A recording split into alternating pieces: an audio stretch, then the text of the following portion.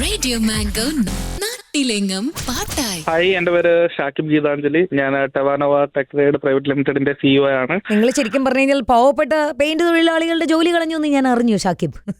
ഇല്ല, ഒരിക്കലും ഞങ്ങള് ചുവരെഴുത്ത് കലാകാരന്മാരുടെ ജോലി കളയാനല്ല, അന്യം നിന്ന് പോയിക്കൊണ്ടിരിക്കുന്ന ഒരു കലാരൂപത്തെ സംരക്ഷിക്കാനും അവർക്ക് ജോലി കൂട്ടാനുമാണ് നമ്മുടെ ലക്ഷ്യം. പണി കൊടുക്കാനല്ലേ?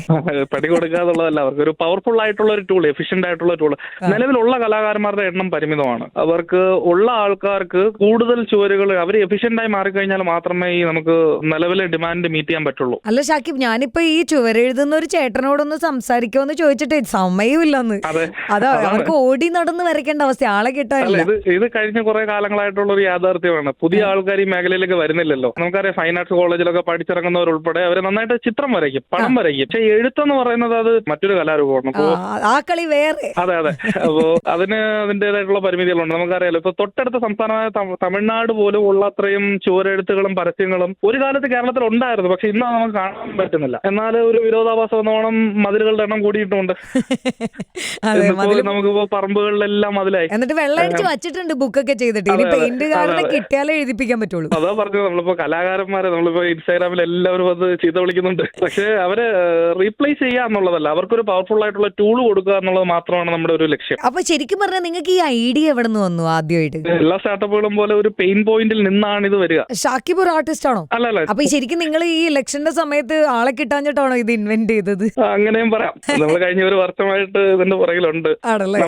നമ്മുടെ കമ്പനിയിൽ അംബാസഡർ ഉണ്ട്. ഗ്രീൻ ഇനിഷ്യേറ്റീവ്സിന്റെ ഹെഡ് എന്ന് പറഞ്ഞിട്ട് ഡോക്ടർ VS ജയകുമാർ. അദ്ദേഹം പഴയ ഒരു ചുവരെഴുത്ത് കലാകാരനാണ് നമ്മുടെ കമ്പനിയിൽ തന്നെ. പിന്നെ നമ്മുടെ കമ്പനിയിൽ പ്രവർത്തിക്കുന്ന പലരും ചുവരെഴുത്ത് കലാകാരന്മാരാണ്. അപ്പൊ അതുകൊണ്ട് തന്നെ ഇതിന്റെ ഒരു ശാസ്ത്രവും ഇതിന്റെ ഒരു മാർക്കറ്റും വികാരവും ഒക്കെ അവർക്ക് കൃത്യമായിട്ട് അറിയാം. പിന്നെ അത് മാത്രമല്ല, ഇതിന് ഇത്രയും നല്ലൊരു ഗൈഡുകളെ വേറെ കിട്ടാനില്ല എന്നല്ലേ? അതെ, അടിപൊളി. ഇനി നിങ്ങളുടെ താരത്തിനെ പറ്റി പറയൂ, നിങ്ങളുടെ കണ്ടുപിടുത്തം, യുദ്ധഭൂമിയിലെ പുതിയ ബട്ടൺ. നമുക്കിതൊരു ബേസിക്കലി ഇതൊരു ഔട്ട്ഡോർ CNC വാൾ സ്പ്രേ പ്രിന്റിംഗ് റോബോട്ടാണ്. ഇതിനോട് ഏറ്റവും അടുത്ത് നിൽക്കുന്ന ഒരു ഇൻവെൻഷൻ നമുക്ക് പറയാൻ പറ്റുന്നത് ചൈനയിലും മറ്റുമൊക്കെ ഉള്ള UV വാൾ പ്രിന്റിംഗ് മെഷീനുകളാണ്. എന്നാൽ അത് ഇൻഡോർ ആയിട്ടുള്ള സ്മൂത്ത് ആയിട്ടുള്ള സർഫസുകളിൽ മാത്രമേ അത് നമുക്ക് ഉപയോഗിക്കാൻ പറ്റുള്ളൂ. ഇൻഡോർ വീടിന്റെ അകത്തുള്ള ചുവരുകൾ അത് വളരെ സ്മൂത്ത് ആയിട്ട് പൊട്ടിയൊക്കെ ഇട്ട് സ്മൂത്ത് ആയിട്ടുള്ള പ്രതലത്തിൽ മാത്രമേ അത് പറ്റുള്ളൂ. ഔട്ട്ഡോർ നമ്മുടെ ഈ പരമ്പരാഗതമായ ചുവരെഴുത്തുകൾക്കൊന്നും അത് അനുയോജ്യമല്ല. അതിന്റെ ഒരു എവല്യൂഷൻ, അതിന്റെ ഒരു അങ്ങനെ പറയാം, മതിലെഴുതുന്ന ഒരു റോബോട്ട്. വളരെ ചുരുക്കി പറഞ്ഞാൽ പണ്ടത്തെ മറ്റേ തലക്കെട്ടും കെട്ടി ഒരു ബീഡിയും പുകച്ച് കയ്യിൽ കൊടുത്തിരിക്കുന്ന ചേട്ടന് പകരം ഹൈടെക് റോബോട്ട് വരുന്നു, ചുവരിലെഴുതുന്നു അല്ലേ? അതെ. അല്ല, ആ ചേട്ടനെ തന്നെ ഇത് ഒരേ സമയം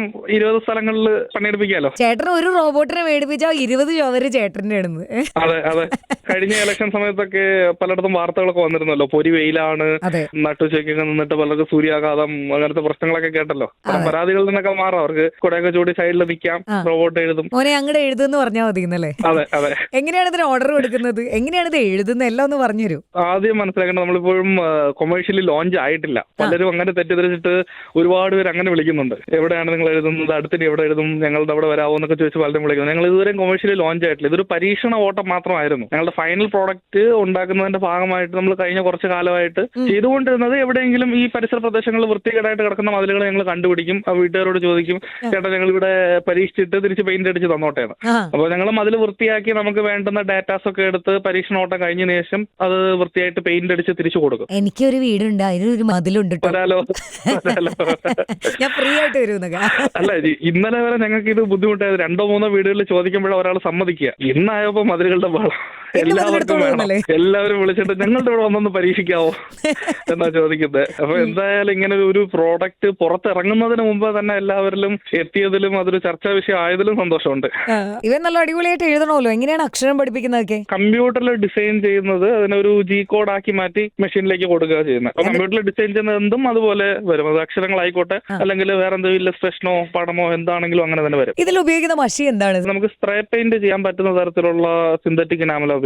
അപ്പൊ അത് കുറെ കാലം നിൽക്കും. ഇലക്ഷൻ ചുവരുകളെക്കാൾ കൂടുതൽ നമ്മുടെ കൊമേഴ്ഷ്യൽ പരസ്യങ്ങൾക്കൊക്കെ ആയിരിക്കും അത് ഉപയോഗപ്പെടുക. 1 വർഷത്തോളമൊക്കെ പ്രശ്നമില്ലാതെ നിൽക്കും. അത് തന്നെയാണ് നമ്മുടെ ആത്യന്തികമായിട്ടുള്ള ലക്ഷ്യം. ഇലക്ഷൻ ഇത് എല്ലാവരിലേക്ക് ഒരു ശ്രദ്ധ എത്തിക്കാനായിട്ട് സഹായകമായി എന്നുള്ളതേ ഉള്ളൂ. ഒരു ദിവസം മുഴുവനും നിന്ന് വരയ്ക്കേണ്ട സംഭവം ഇത് വെറും നിമിഷങ്ങൾ കൊണ്ട് ചെയ്യുന്നൊക്കെ കേട്ടു. അതെ. നിസ്സാരമായിട്ട് പറഞ്ഞാൽ ഇത് സ്പ്രേ പെയിന്റിംഗ് ആണല്ലോ. പരമ്പരാഗതമായ പ്രിന്റിംഗ് രീതികൾ പോലെ കോൺടാക്ട് വരുന്നില്ല. നമുക്ക് ബ്രഷ് കൊണ്ട് എഴുതുകയാണെങ്കിൽ ഇപ്പോൾ ഒരു മെഷീന്റെ അറ്റത്ത് ബ്രഷ് കൊണ്ട് വരച്ചാൽ പോലും അതിന് നിശ്ചിത വേഗത്തിലേ ചലിപ്പിക്കാൻ പറ്റുള്ളൂ. ഇത് സ്പ്രേ പെയിന്റിംഗ് ആയതുകൊണ്ട് തന്നെ നമുക്ക് നല്ല വേഗത്തിൽ കൊണ്ടുപോകാൻ പറ്റും. നമ്മൾ അവസാനമായിട്ട് കണ്ടുവരുന്ന രീതി പ്രൊജക്ടർ ഉപയോഗിച്ചിട്ട് വരയ്ക്കുക എന്നുള്ളതാണ്. ശരിക്കും പറഞ്ഞു കഴിഞ്ഞാൽ സമയവും ലാഭവും ചുവരെഴുത്ത് കലാകാരന്മാർക്ക് ഇത് ഭയങ്കര ഹെൽപ്പാണ്. അവരും സാങ്കേതികമായിട്ടുള്ള കാര്യങ്ങൾ അവർ അക്സെപ്റ്റ് ചെയ്യാൻ അവർ തയ്യാറാണ്. ഞങ്ങൾ ഇതുവരെ സംസാരിച്ചിട്ടുള്ള കലാകാരന്മാരെ സംബന്ധിച്ചിടത്തോളം കമ്പ്യൂട്ടർ വിരോധികളോ ടെക്നോളജി എതിർക്കുന്നവരോ ഒന്നും അല്ല. എല്ലായിടത്തും കലയുടെ സാധ്യതയുണ്ടല്ലോ. ടെക്നോളജി കലാകാരന്റെ ഫുൾ പൊട്ടൻഷ്യൽ പുറത്തെടുക്കാൻ സഹായിക്കാനുണ്ടാവുക. ബെസ്റ്റ് സ്പോട്ട് എന്ന് പറഞ്ഞു കഴിഞ്ഞാൽ ഇത് പ്രകൃതി സൗഹൃദമാണ്. അതെ അതെ, നമുക്ക് ഇതിന്റെ അകത്തൊരു മീഡിയം വരുന്നില്ലല്ലോ, ഫ്ലക്സോ വീനയിലോ പോലുള്ള മീഡിയം വരുന്നില്ല. അതുകൊണ്ട് തന്നെ എക്കോ ഫ്രണ്ട്ലി ആണ്.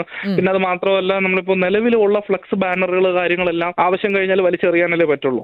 നമുക്കിപ്പോ അത്തരം ഫ്ലക്സ് ബോർഡിൽ പോലും നമുക്കിത് പ്രിന്റ് ചെയ്യാം. ഇപ്പോൾ ഒരു കവലയിൽ പഴയ ഒരു ഫ്ലക്സ് ബോർഡ് ഇരിക്കുന്നുണ്ടെന്നുണ്ടെങ്കിൽ അതിൽ വെള്ളം അടിച്ചിട്ട് നമുക്ക് നമ്മുടെ കണ്ടന്റ് അതിൽ അടിക്കാം. അപ്പോൾ ഒരു പുനരുപയോഗം കൂടി നടക്കും. ഒരുപാട് കാര്യങ്ങളിൽ പ്രകൃതി സൗഹാർദ്ദമാണത്. അടിപൊളി, പുതിയ ടെക്നോളജികൾ വരട്ടെ എന്നല്ലേ. അപ്പൊ ചുവരെഴുത്തിൽ ഒരു രാജാവാണ് ഇവൻ. എന്താണ് ഈ റോബോട്ടിന്റെ പേര്? ചുവർ ബോട്ട് എന്നാണ് പേര്. ചുവർ ബോട്ട്, വാൾ ബോട്ട്, ചുവർ ബോട്ട് അല്ലേ? അതെ അതെ. ഓക്കെ, എഴുതുന്ന റോബോട്ട് അത് തന്നെയാണ് ചുവർ ബോട്ട്. അപ്പൊ ചുവർ ബോട്ടിന് ഒരുപാട് ചുവരുകൾ കിട്ടട്ടെ എന്ന് ആശംസിക്കുകയാണ്. All the very best. Okay, thank you for having me. സൂപ്പർല്ലേ. റിപ്പയർ, റീയൂസ്, റീസൈക്കിൾ അതൊക്കെയാണ് ഇനിയത്തെ കാലത്ത് നമുക്ക് നടപടിയാവുള്ളൂ. അപ്പൊ ഈ 3 കാര്യങ്ങൾ എൻഷുർ ചെയ്തുകൊണ്ടാണ് ഈ ചുവരെഴുത്ത് നടത്തുന്നത് റോബോട്ട് രംഗത്തിറങ്ങിയിരിക്കുന്നത്. കൈഡി.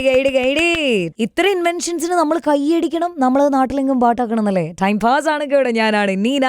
ഇത് റേഡിയോ മാംഗോ 91.9 നാട്ടിലെങ്കും പാട്ടായി. Radio mango നാട്ടിലെങ്ങും